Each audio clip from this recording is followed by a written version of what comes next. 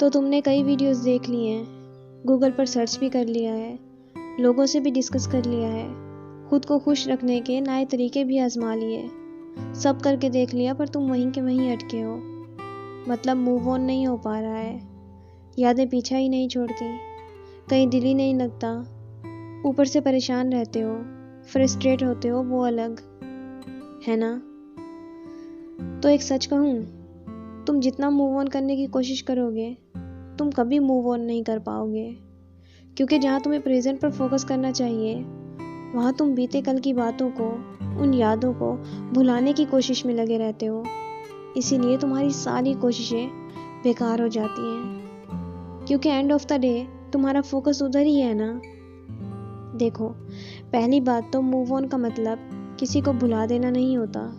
उस इंसान से जुड़ी यादें, ख्याल बिल्कुल ही ना आए, ऐसा नहीं हो सकता। जो शख्स तुम्हारी ज़िंदगी का हिस्सा रह चुका है, जिसके साथ तुमने इतना वक्त गुजारा है, जिसके साथ अच्छी बुरी यादें जुड़ी हैं, उन यादों को तुम पूरी तरह से भुला नहीं सकते, बल्कि इन्हीं यादों के साथ आगे बढ़ने को मूव ऑन कहते हैं। मैं तुम्हारा दर्द समझ सकती हूँ, पर मैं झूठी तसल्ली नहीं देना चाहती। ब्रेकअप के बाद जो इमोशनल पेन होता है उससे तुम्हें गुजरना ही पड़ेगा। अगर तुम उन इमोशंस से दूर भागोगे, उन्हें दबाने की, इग्नोर करने की कोशिश करोगे, तो वो बातें, वो ख्याल घूमते ही रहेंगे दिमाग में। हाँ, खामोश रहकर तुमने उन थॉट्स, इमोशंस को होने दिया तो फिर उनका जोर ख़त्म हो जाता है। इसीलिए अपने माइंड से लड़ो मत। माइंड बहुत पावरफुल होता है, उससे लड़कर आज तक कोई नहीं जीत पाया। तुम उन मेमोरीज को अपना काम करने दो, वो आएंगी और जाएंगी। हाँ, बुरा लगेगा, उदास भी होगे, तो क्या हुआ, उन इमोशंस को आने दो। जो भी फील हो रहा है होने दो। इन फीलिंग्स को अंदर ही अंदर बोटल अप मत करो। जितना रो सकते हो जी भर के रो लो, इसलिए क्योंकि आधी से ज़्यादा हीलिंग रोने से ही हो जाती है।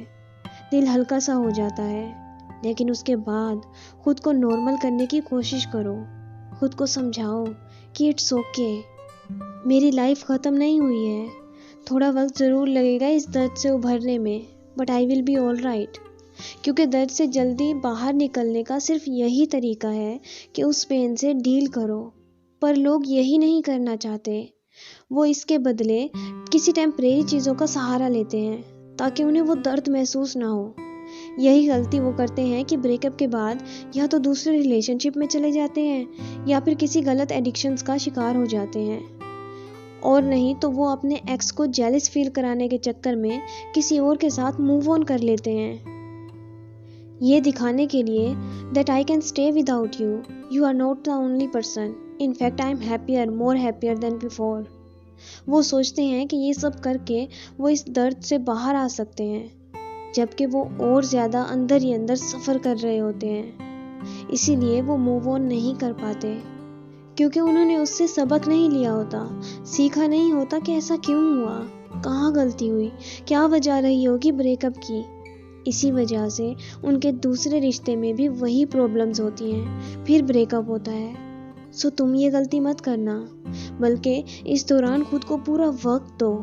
देखो कि ये सब क्यों हुआ, कहाँ गलती हुई तुमसे, ऐसी सिचुएशन क्यों बनी आप दोनों के बीच, और जब समझ आने लगे तो उस पर काम करो, अपनी खामियों को सुधारो, लेकिन खुद के साथ इतनी जल्दबाजी मत करो, वरना जैसे कल का रिलेशनशिप खराब हुआ वैसे ही नेक्स्ट रिलेशनशिप भी खराब होना है। और एक चीज़, ब्रेकअप की वजह चाहे जो भी रही हो, उसको नेगेटिव लेने की बजाय उसकी पॉजिटिव साइड को देखो, क्योंकि रिलेशनशिप अगर इतनी ही अच्छी चल रही होती तो टूटती ही क्यों। ज़रूर उसमें अच्छा कम बुरा ज़्यादा हो रहा था, जो ना तुम्हारे लिए ठीक था और ना उनके लिए। इसलिए खुद को ब्लेम करना बंद करो। कोई परफेक्ट नहीं होता।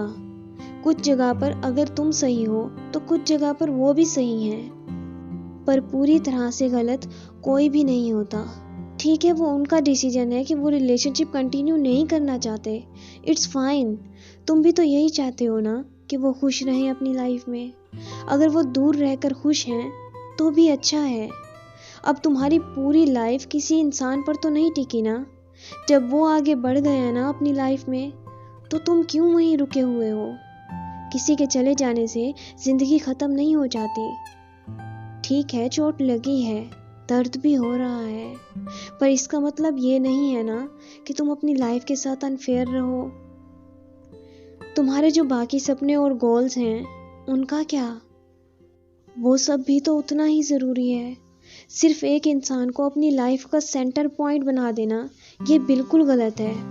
माना वो शख्स मायने रखता है, पर जब वो साथ ही नहीं है, उसके लिए अपनी लाइफ को रोकना, ये तो सही नहीं है ना। चेंज को एक्सेप्ट करना सीखो, यही लाइफ है।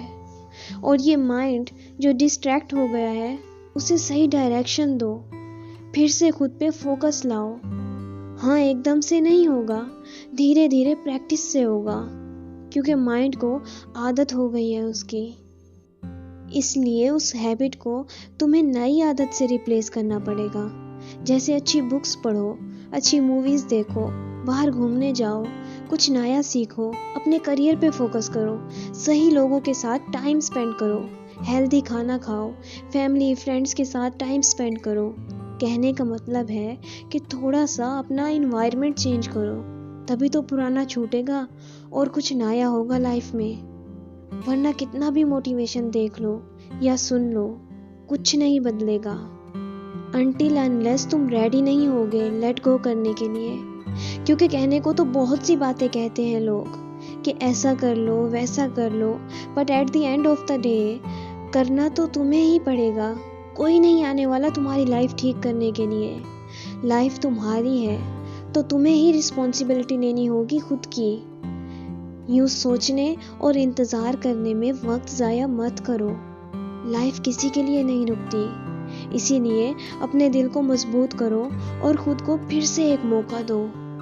फिर से अपनी ज़िंदगी की नई शुरुआत करो, उस ख्याली दुनिया से बाहर आओ। मुझे पता है ये बहुत आसान नहीं होगा, पर बहुत मुश्किल भी नहीं है। अगर तुम ठान लो कि मुझे निकलना ही है इन सब से बाहर, फिर देखना वक्त के साथ तुम इतने आगे जाओगे कि तुम्हें खुद ही नहीं पता चलेगा कब इतनी जल्दी उस स्ट्रेस से बाहर आ गए। इसीलिए एक ही जगह रुके मत रहो, आगे बढ़ते रहो, क्योंकि आगे बहुत खूबसूरत ज़िंदगी तुम्हारा इंतज़ार कर रही है।